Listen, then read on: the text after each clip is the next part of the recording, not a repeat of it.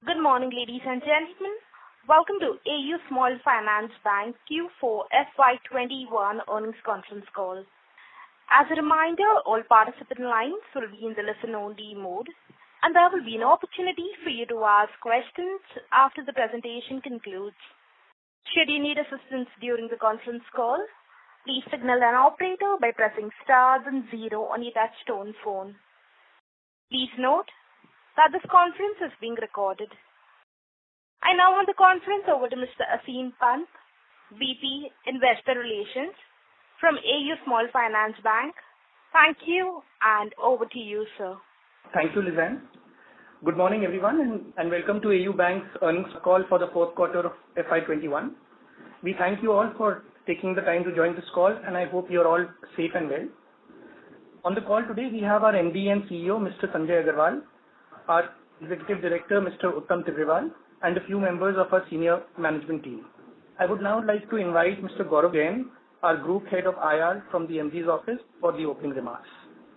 Thank you, Aseem. Good morning, everyone, and I hope that you're all safe and healthy. Amidst the ongoing challenging environment, we want to share our reflections on our performance during FY21. Overall, despite the challenging context, especially in the first half of FY21, our performance has been extremely resilient. We were able to keep our asset quality in check, strengthen our balance sheet, increase granularity of our deposits, and significantly bolster our branch banking and digital properties. I'll take a few minutes to share some color around these points. When the pandemic hit last year, we took a number of steps to address the challenges that arose. First thing we decided to do was caring for our employees' well-being. We started initiatives like COVID-related insurance and ensured no layoffs were made, and made the usual disbursements and around increments and bonuses as we had previously planned. We also ensured we were there for our customers and maintained constant touch with them through the pandemic. On the financial front, we maintained excess liquidity with average LCR in first half of FY21 at around 150% versus the regulatory minimum requirement of 80%. We took accelerated provisions and further strengthened our balance sheet by raising capital and selling our stake. Despite the challenging circumstances, our performance was very resilient. We increased our customer base to over 20 lakh customers. We increased our deposits by 38% and improved CASA ratio from 14% to 23%. Our cost of funds reduced by 86 bps, which allowed us to maintain stable spread. We increased our AUM by 22% despite muted disbursements in the first half. We delivered a very resilient ROE of 12%, excluding the one-off gains from the sale of our stake, and 23.4% including profits from Aavas. Despite taking accelerated provisions of rupees 380 crores. Overall, our performance has significantly increased our confidence in our customer segments, asset class, and credit underwriting. Further, we continue to invest in building our franchise. Our people strength increased to 22,500 employees, and we expanded our branch presence and opened 37 new branches. We now have 744 touch points in 15 states and 2 union territories. I'm also pleased with the progress we made towards becoming a tech-led bank. We launched our super app in Q3 and are working on adding new products and service journeys. We also launched video banking and UPI QR and continue to increase our internal digitization. Coming to the topic which probably would be of most interest, asset quality, our gross NPA went up to rupees 1,500 crores, which is 4.3% of gross advances, up from 3.7% in Q3 on a pro forma basis. The increase was driven by 1.5% pool of customers who are less than 90 DPD and paying, but were once NPA and have been now tagged as NPA. We expect majority of this pool to regularize over time. 90 plus DPD NPA have reduced from 3.3% to 2.7% quarter on quarter. It is important to note that our collection efforts have been lower than usual due to stay on NPA classification and also our approach towards genuinely impacted borrowers. Overall, given the segment we operate in, which is reflected in our yield, and the lower collection efforts, we strongly feel that we have done well in this challenging environment. Situation on the ground is evolving with the second wave of infection. Our on-the-ground feedback suggests that situation in core market is relatively more stable compared to the urban markets from a healthcare point of view. We are hopeful that with the ongoing vaccination drive and actions taken by the government, the situation will stabilize in the near future. In the interim, we will maintain a cautious stance on disbursements, but continue investing to build our franchise and technology. In light of the evolving situation around COVID-19 and the uncertainty it creates, the Board of Directors of the bank has considered it prudent to not propose any dividend for the year ended 31st March 2021. Our recent capital raise strengthens our position to take advantage of the opportunities that lie ahead of us. We feel truly humbled to be able to serve the nation as an essential service provider in these trying times. With this, we can now move on to Q&A. Thank you. Ladies and gentlemen, we will now begin with the question and answer session. Anyone wishing to ask a question may please press star and 1 on your touchtone telephone. If you wish to remove yourself from the question queue, you may press star and 2. Participants are requested to use handsets while asking a question. Ladies and gentlemen, we will wait for a moment while the question queue assembles. The first question is from the line of Bhavik Dave from Nippon India Mutual Fund. Please go ahead. Hi. Good morning, sir. Sir, just wanted to understand your views on incremental asset quality in the sense we had 1,000 crore kind of NPL and 500 crore that got added during the quarter. Wanted to understand, I understand that we've given some details on the 541 crores additional that we have had to recognize an NPS because of daily stamping. But what is your, and we've still provided 30% on this as well. So wanted to understand how is this different, how is this pool different that we need to provide 30% on this as well, and if they are starting to repay or some of them have already repaid.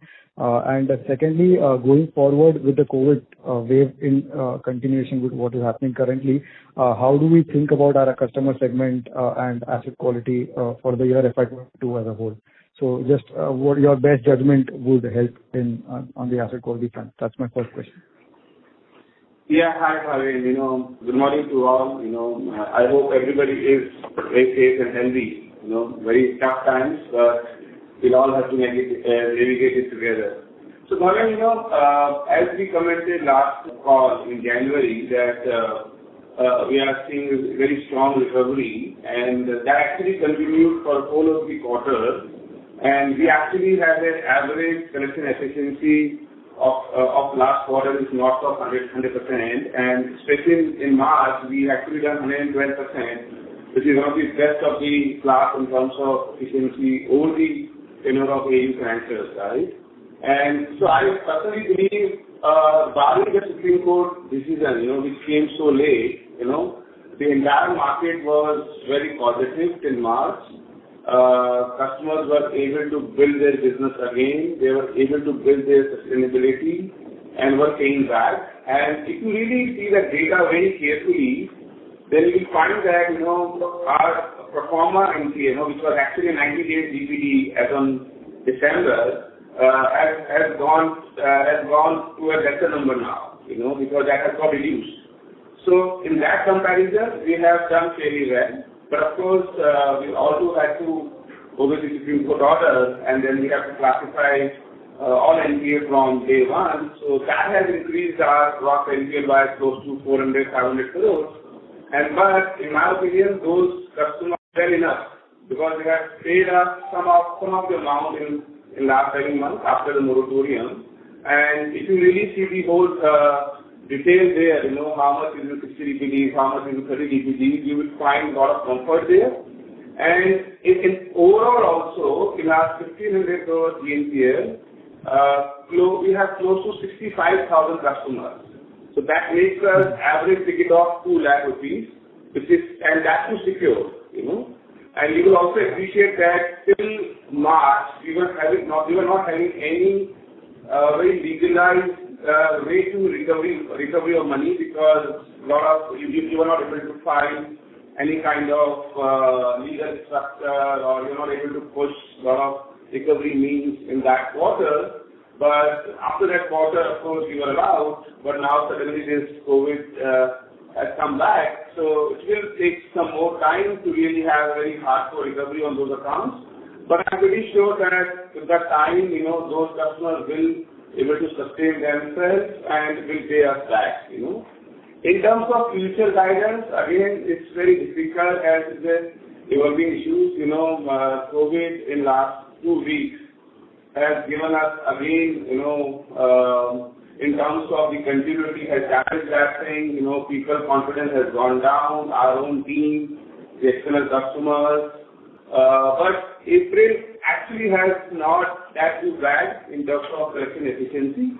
But very difficult to comment for this quarter honestly, because I think we need to settle down COVID first, and then I think get to think about business. Yes, sir, in this 500 odd crores, will we be able to there's a pie chart which talks about 62% of the customers in the 60 to 90 DPD, so that might be a little high risk, but the remaining 38% odd customers, do you think that can be pulled back in maybe the next couple of quarters, or do you think that that will also take some more time for this 500 odd crores number to also come off materially at this point in time? Well, a very detailed question. I believe we have given our commentary on there. It's an evolving issue. We need to have a little patience there. But I can only say you this, that this customer has paid us substantially well from September to March, in those testing times. Average ticket size is very low, it's secure, and of course the breakup is also very supportive that 13% customer on current, 1 to 30 DPD is 9%. So overall it looks okay, but COVID too, has to stabilize first to really have a larger comment on that. And you will also appreciate that, if you take out this 500 crore and the money risk, which we as an executive think is around 1,200 crores, we have a provision of 1,000 crores. So the idea was to really strengthen the balance sheet, have not much of provision, so that even any eventuality comes, it does not hit our balance sheet. And sir, my last question is on the business front, where we have increased our presence from 11 odd states to now 15 states and 2 union territories. So we've added almost 6 new geographies. And obviously we just put one branch each. But what is your thought process here, in the sense that in a COVID year we've expanded our presence in newer geographies? How are we thinking about it? What is your thought process here, and what is the plan here on the newer geographies? Yeah, thank you. So distribution, we are evolving as a bank, and so distribution will take its own form and shape in times to come. We have done little bit of expansion in quarter 3, quarter 4, because things was actually looking not much normal. And I don't think that COVID too will have very long-term tenure. I can't comment it, but that's my personal thought process. So beyond that, again we will see our distribution plan, and we really want to expand as and when required and as and when things become normal. Sure, sir. Thank you so much. Thank you. All the best. Thank you. The next question is from the line of Bharat Shah from ASK Investment Managers Limited. Please go ahead. Yeah, hi. So Sanjay, I was saying in the first 3 quarters, our provision coverage has been about 2/3. In this quarter, it has come down to roughly half. Now, for non-banking finance company, there is explicit credit cost based on actual experience. So that gives a lot of clarity that what is the credit cost reflected and what is likely to be there, assuming the judgment is made right. Banks still have more roving kind of provisions. So we have to rely on, actual assessment and judgment of the bank concerned. So do you think these increase in the GNPA, but provision coverage coming down to half rather than normal 2/3, you feel confident that this coverage is adequate? And as it stands today, you have no reason to believe that there are any additional costs on the asset book than what have you provided till now?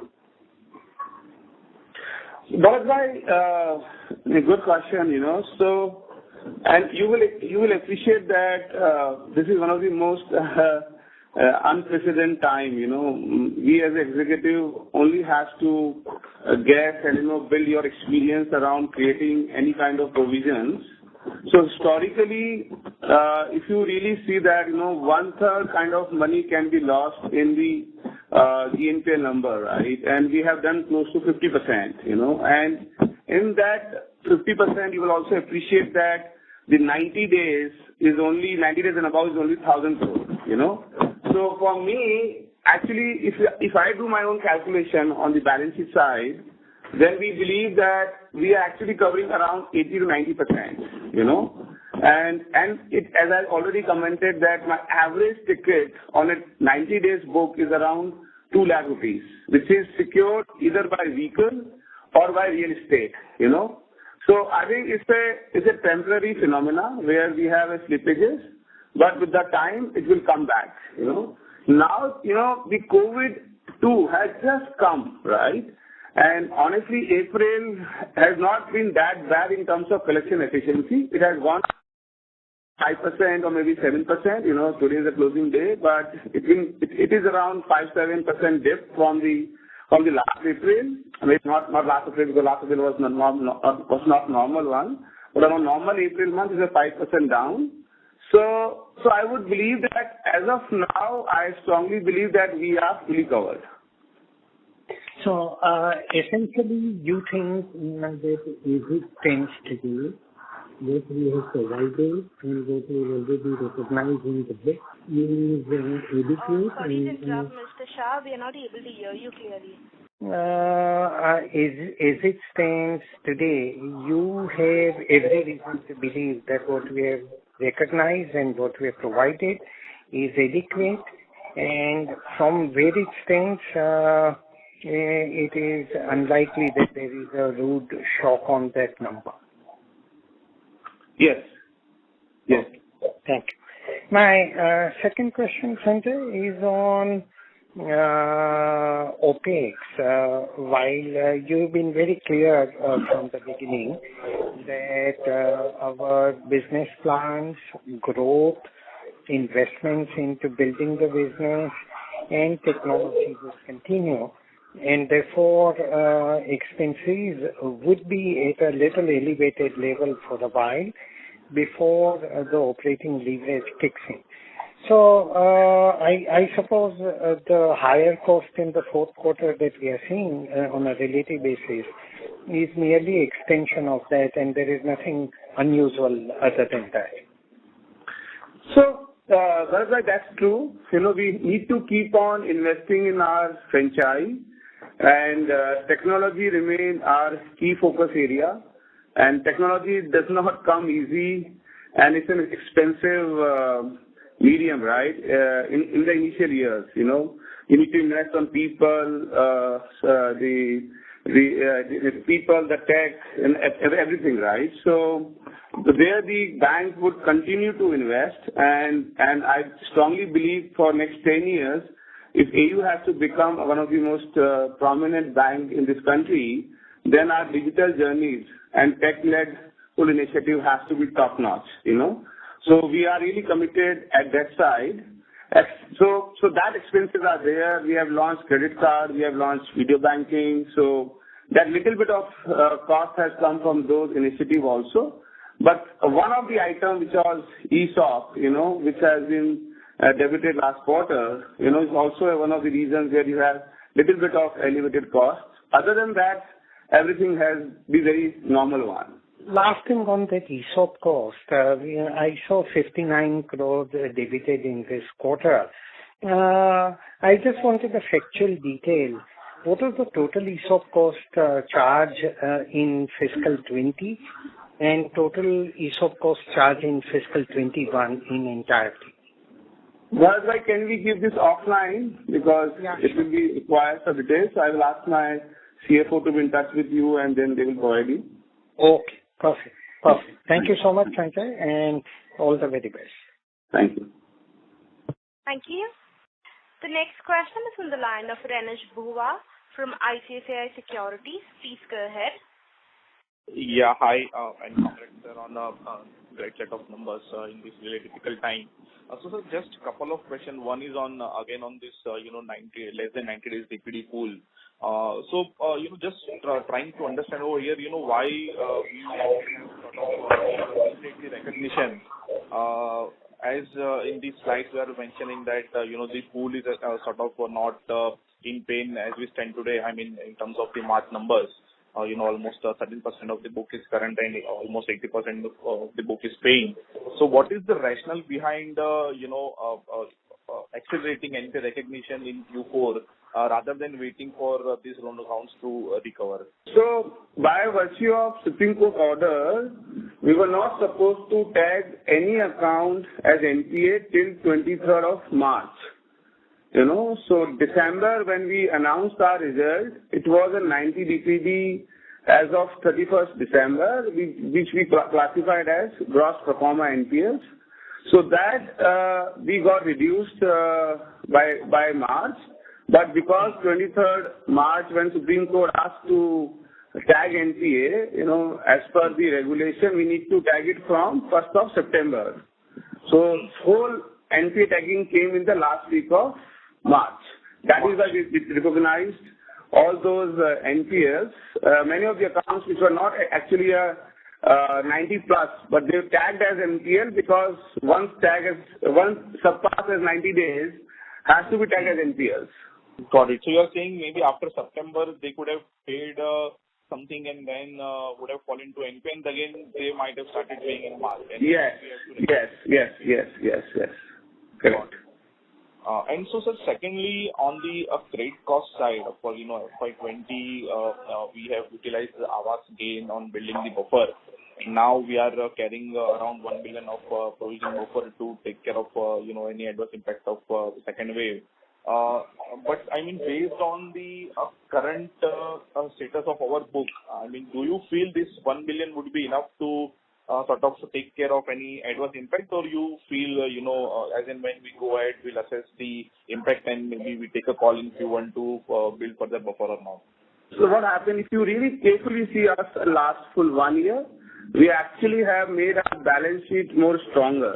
Our net worth has gone up by 43% in spite of, 750 crore kind of provision in last year itself, right? So, and we really want to concentrate more on strengthening our balance sheet, and who can actually predict how COVID-2 would be, So in the precaution, we have built a small contingency provision so that in case in future we want to build more and more, it should help us, So it's a start point to create a buffer, and as things evolve, we'll create more buffer. But we have that margin, because our yields are around 14.5%, 15%. So we have enough yield available us to cover this kind of risk, So, and we have actually grown our balance sheet stronger and stronger in last 1 year. Got it. And so just last question from my side, and this is more on the competition side and market share gain side. So we have seen a pretty sharp, disbursement growth in second half. And we are still, sort of hearing most of the our peer set, I mean, the companies like NBFCs on the vehicle finance segment are still struggling with either lower collection or maybe they are still cautious in growing balance sheet. So, what is the scenario? I mean, the sharp disbursement is reflection of our, sheer capability to gain market share at accelerated pace, and we are ready to sort of expand balance sheet even in FY22, assuming the second wave is going to stay for, let's say, for next couple of months, or we will sort of, pause and wait. So, that's the way AU operates, honestly, because our Wheel and SBL and housing franchise very old, very seasoned. They know how to operate in this difficult period. And last year they demonstrated that, in spite of Q1, Q2 so bad, Q3, Q4 we came back so strongly, right? So that's the whole distribution and the franchise which we want to operate. And hopefully, I would say, it's so difficult to comment for this year. So I would only say that we should have a little patience around how COVID-2 actually, evolves and how the normalcy comes, and then we will take the appropriate actions. Okay. But sir, any comment on the market share gain? I mean, so we are too small, honestly. We are too small to talk about market share and all those things. Our wheel book is around close to 2 billion. Our SBL book is close to around 2 billion. Our housing book is close to 2,000 crores. So it's a long way to go. So I think I can only assure my shareholder on this call that your bank is very good in shape. It is in very good in terms of positioning themselves. We are evolving as a very stronger franchise. The team has shown their commitment and character, and I believe in this time, if team holds themselves and the whole negativity is not there actually. So again, when good times will come, we'll be there. Got it, sir. I think that reflects in our best-in-class ROA for the full year. Yeah. Thank you, sir. Thank you so much. Yeah. Thank you. The next question is from the line of Amit Nanavati from Nomura. Please go ahead. Yeah. Hi. I just wanted to check, basically we've done pretty well in the last 2 quarters in terms of disbursement, pushing the pedal really hard once we saw the growth opportunity. But if you look at last 2 quarters disbursement, that's basically now 1/3 of our AUM, which is basically relatively much lower vintage book. And if you look at even the COVID environment, last 1 year disbursements is half of our AUMs. Just wanted to see if you can provide any qualitative comments on the behavior of that book versus the relatively more vintage book. That's point one. And secondly, does that kind of change your growth trajectory to some extent, where you'd want to see how the book pans out before you kind of continue to accelerate on the growth front? Yeah, that's it from my side. Yeah, Amit. So good question. So I would say because once we started disbursement back in Q3 and Q4, so there was stringent credit policy were applied, and we were also taking a lot of caution around our underwriting. Customer was also very cautious around taking a loan also. So I would say it was more an informed call. So it was not a good times, right? So there's an old saying that bad books are created in a good times. But I would say it is not at that good time, and we created a book. So I strongly believe that book should have better outcome in times to come. And once things become normal, because this vaccination drive becomes very effective, a lot of medication comes and becomes a lot more effective, I think normalcy will be there, and then we'll take the call how we want to underwrite and how we want to book, really want to build book.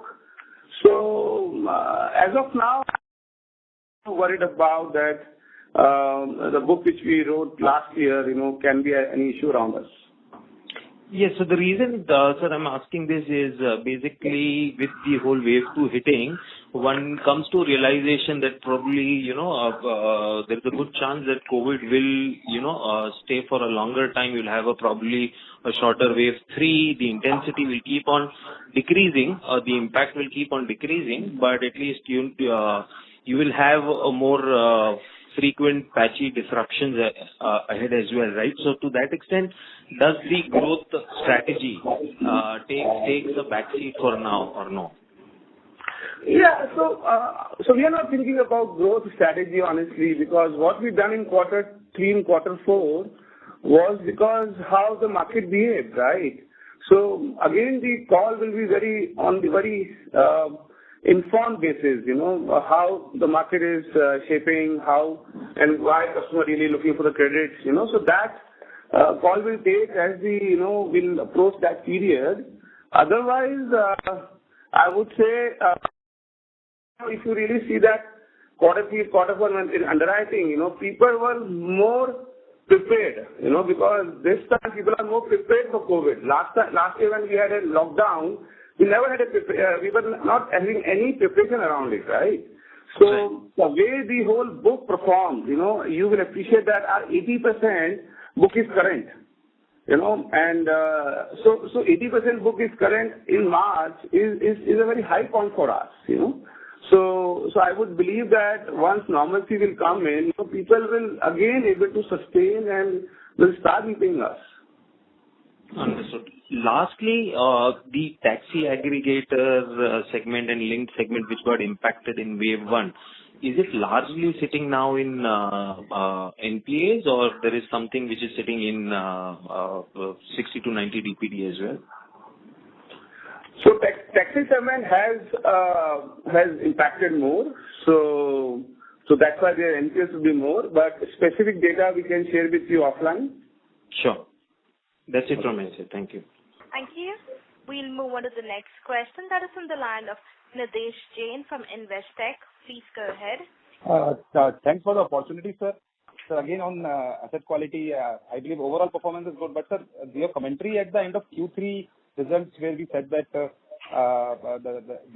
will not be any requirement of incremental provisions. We have already reached peak of NPA. You also highlighted that the overall challenging pool is around 1,500 crores. So Q on Q, we have not seen any improvement in underlying asset quality, despite Q4 being a very, very strong quarter from an economic standpoint. And probably in these numbers, we have not seen any impact of second wave as of now. So what is the reason for this outcome on the asset quality side? No, I think I explained very detailed in last 4-5 questions. So again, I repeat that if you really see our asset quality, you can't see only one bucket. You need to see the whole my bucket right from, current, which is 80%, which is as good as last February, March, Then if you see my one EMI bucket or, which is again around 9%. So I believe if these numbers are there, we should strongly believe that customers are generally has come back, and that was our overall commentary. And if you see the collection efficiency, which is actually remained around north of 100% for whole quarter, right? So that was also very good. And of course, the whole 90 DPD, which generally at this segment, as an NBFC, whole NBFC, we always track 90 DPD, it actually got reduced, And for some of, Supreme Court order, which came in last week of March, we actually really missed that, honestly. So that has made us that, around 400 tagged on that particular quarter, right, particular week. So I don't think that because of that one action, we can believe that the collection efficiency or the book has not shaped us well, right?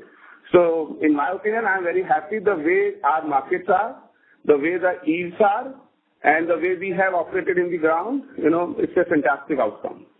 Sure, sure. And secondly, sir, can you comment on the credit card product that we are going to launch this financial year? How that will have an impact on our P&L? What sort of investment we are ready to make in that sense? Because I think in the initial few years, it could be a drag on P&L, and probably after a couple of years, it may start to contribute to bottom line. So if you can give some comments. It's on project basis. As of now, it's on project stage. We would love to comment more on this in our next call. Okay, sir. Thank you, sir. That's it from my side. Okay. Thank you. The next question is from the line of Hiral Desai from Anived Portfolio Managers Private Limited. Please go ahead. Hello. Hi, Sanjay. Good morning. Yeah, hi. Good morning. One more question on asset quality. We've obviously harped on it enough, but you've spoken last time on the stress segment, so school, taxi, bus, apparel retailer. So just wanted to understand if all of that is now, within the stress pool of either the GNPA or the restructured book. So I would say we should not color every customer with a sector approach because, even a taxi owner who is more stable, who has more better contract is paying us, and maybe some customer is over leveraged or has some issues, is not paying us. So I don't want to color that every retailer or every taxi owner has become bad, right? The percentage may be little bit more, right? And that, has to be under 4%, correct? So I would appreciate that if my shareholder understand this, the kind of yield we deal in, the kind of market we deal in, if you compare that number with any of our peers, you will find AU numbers far, far better than that. Okay. And the other thing is, given that this pandemic has been sort of, like once in a century, what are the changes that we've made to the underwriting internally? And, sort of going back to what Amit asked, given that there is a lot of uncertainty around, the disbursement growth has been fairly strong in H2. So, what are the changes that you made to the underwriting to remain confident that, we don't have any asset quality accidents in next 18 to 24 months? I would say that, actually, to be very honest with you all you people, that I got more strength that, that the kind of underwriting we are doing from years actually passed the test of this pandemic, If you really see my 90 plus is 2.7 on an average yield of 14.5, with a security of wheel or real estate, what should I expect more, to be very honest, So, we are not in microfinance, we are not in gold finance, we are actually in an asset which actually builds business for the customers, right? So I think not much of changes we have done in our underwriting. Rather, I have told our team that, what we have done over the years, you actually revalidate your approach around it, So, and, customer has also become very cautious, to be very honest, that nobody wants to borrow money just to default it, and we actually don't give them personal loan. We give them an hardcore security-led loan, So I'm very happy, let the things again settle down, maybe a quarter, 2 quarters. But your bank is on very strong footing in terms of underwriting, in terms of selection, in terms of engagement with the customers, right? That is more important for me. Sanjay, the other is the geographic mix that you share of the AUM. If I looked at that, the growth in Gujarat has been much slower versus rest of the other markets. And it's not a very large book. It's, I think, about 3,500 odd crores. So any specific reason why Gujarat growth has been a bit slower? Gujarat is a tough market, not much awareness around customers, around the whole delivery from the financiers, lenders. It's too competitive market. We also don't want to focus much there. We are an old franchise, So we ourselves have taken caution approach around Gujarat market. Okay. But this is not related to any sort of accidents in terms of asset quality or anything of that sort? No. Okay. And the last question that I have is, a lot of these e-commerce offers that you've run through FY21, can you share the kind of money that you spent in terms of the cashback or offers? So, we'll share you offline. Okay. So lastly, Sanjay, if you can just give me the cost of savings account for the year. Okay, it's up 6. Cost of savings account, Rishi? Rishi, you are there? Yeah,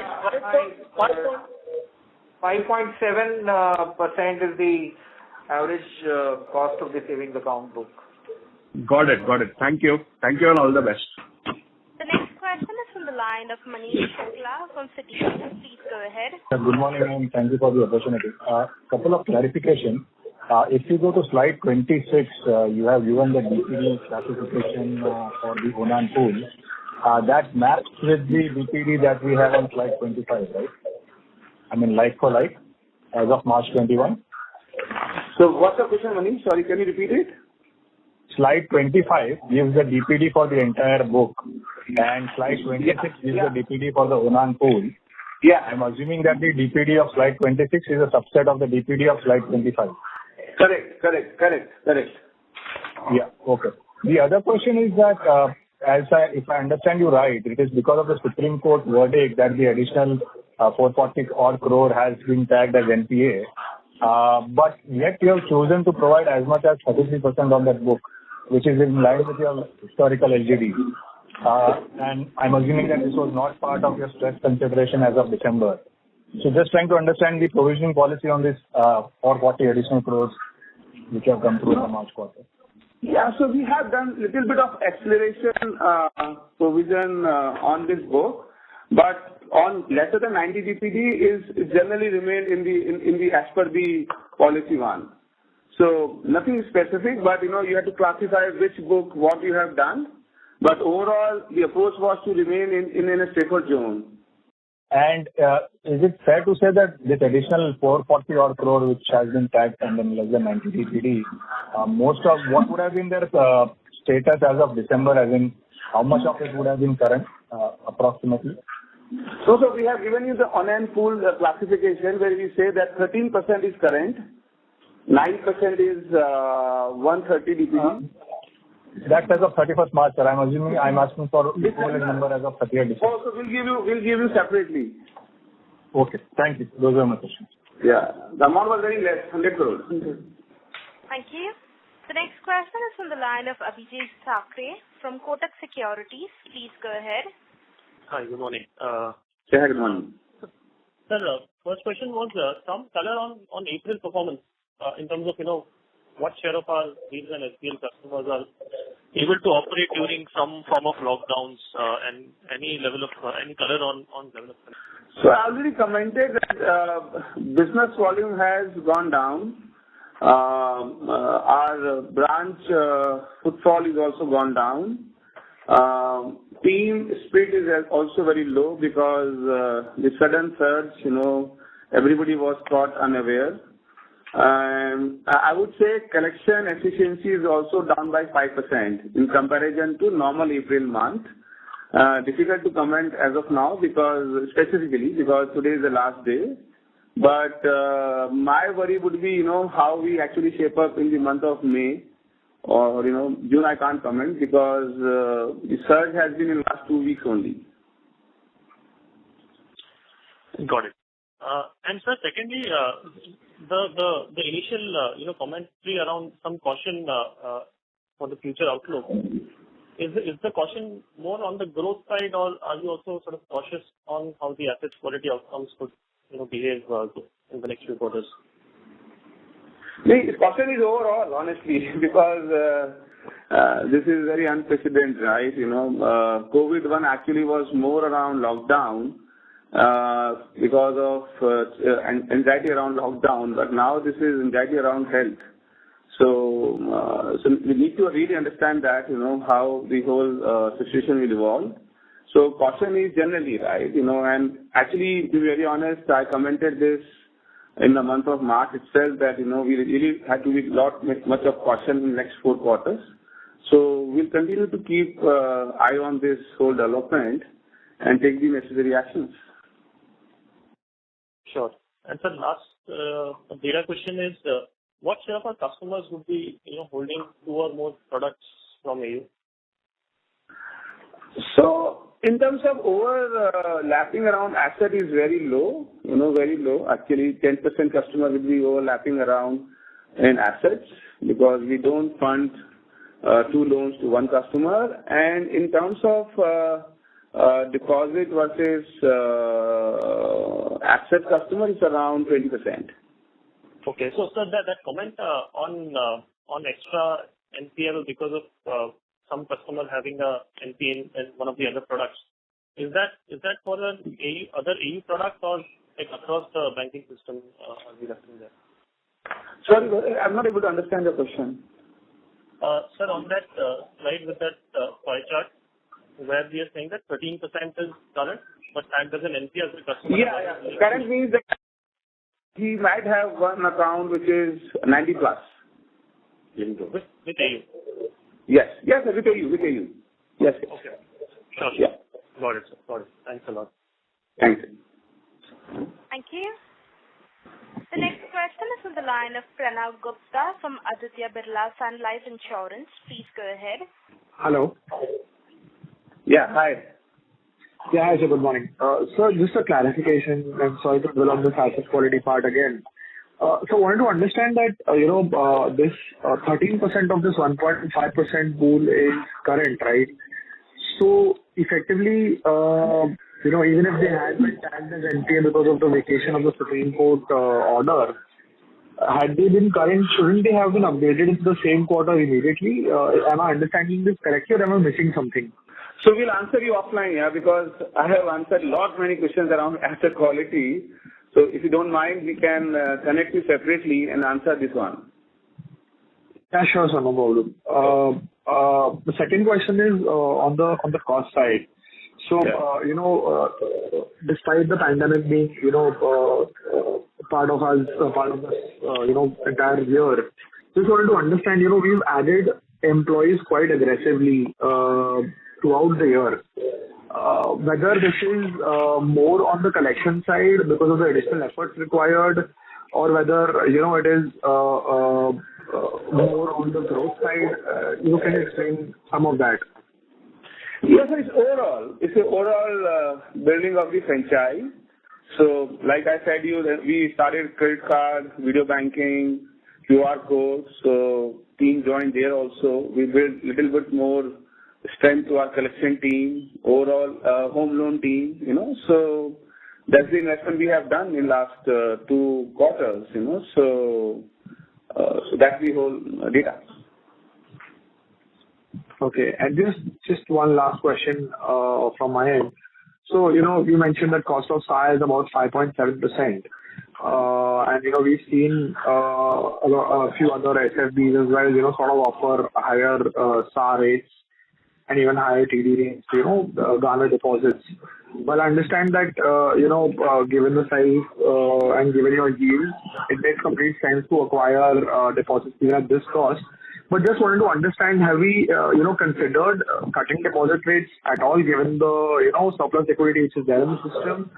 Or, has that not been a consideration set at all for us? So, Rishi, can you answer this? Yeah, hi, Rishi here. See, our peak deposit rates over the last 12 months on the TDs, that retail TDs, came from 7.77% to 6.5%, right? And the structure of our savings rate also actually allows that while we offer a peak rate of 7%, the overall blended cost of our SAR book is 5.7, right? So we have been very conscious about the rate at which we are raising our deposits, and